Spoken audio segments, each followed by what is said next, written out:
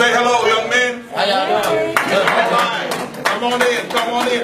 These young men are amazing young men, and we're watching their lives change dramatically. So I'm pleased as they're here and as they go, just hug them, touch them, just give them an encouraging word, because they are beautiful, amazing young people. And y'all, you are in the room of greatness. Thank you all so much.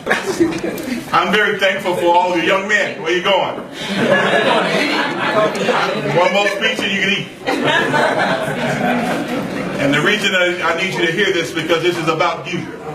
I want you to understand something, gentlemen. I need you in here.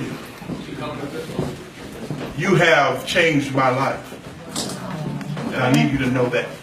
On my way over here every day, I spend, my kids live in Miami, my son and my daughter. My daughter calls today, she says, Daddy, and we're going over school, and every single day we go over the same thing. And she said, when you coming home? I said, baby, Daddy gonna come home. That's what we'll do. We'll get the calendar this weekend, and we'll decide, find a day to come home. I said, remember that video I showed you about those young men? I said, baby, Daddy's here working with them. And one thing they know about Daddy is my love and passion for young people. One of the things that these young men has taught me is that it's never too late to learn. Amen. And it's never too much to give and too much to love.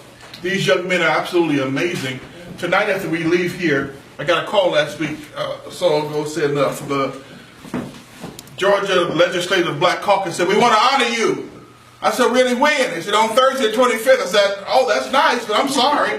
It's a group of young men that I made a commitment to. Amen. And when I make a commitment, my daddy taught me and my mama taught me, my word is bond. So I'm sorry, unless you can feed my young men and bring them along, then I'm sorry I won't be able to make it. They said, that's a lot of folk to feed. How many young men?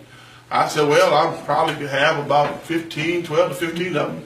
They said, well, I'm sorry, we can't afford to be. I said, well, y'all have a wonderful time, because my commitment are to these young men.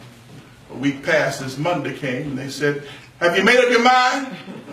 I said, my mind was made up when I told you that I'm not going anywhere without my young men. I made a commitment.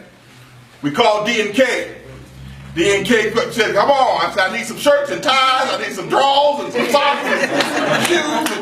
And Dave Vivian and I and a few others went down to McNabb and Michelle, and we ironed shirts and taught them how to tie ties. And don't they look beautiful? Yes.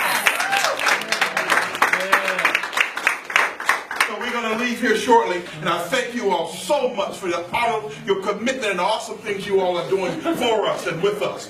One last thing before I go. Every kid asked me when I first met them, did Tommy have a job? I told me I have a job. I don't have an answer. I think you want to hear, but there's a difference between my job and my occupation. My occupation are things I do to get a check. God has blessed me real good. But when I'm doing my job, I'm doing what I'm born to do. And we are born to be about our Father's business. Yeah. So I thank Michelle for birthing this amazing, amazing project, because it is exactly that.